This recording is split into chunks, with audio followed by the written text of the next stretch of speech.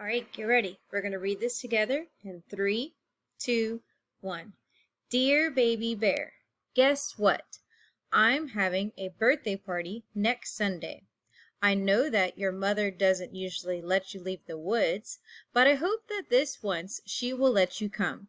It will be extra special to have you there. Remember, I told you about the little girl in red I saw talking to a wolf?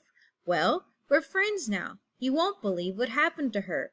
That wolf was planning to have her for lunch. If it hadn't been for Hans, the woodcutter, things would have ended pretty badly for her. As it was, things ended badly for the wolf. Please tell Mama Bear that I will take very good care of you, and it will make me very happy to have you at the party. Your good friend, Goldilocks. P.S. I hope the little rabbit who has been stealing lettuce from our garden will also be here Sunday. I secretly washed and ironed his jacket and left it by the gate last night, along with an invitation to the party.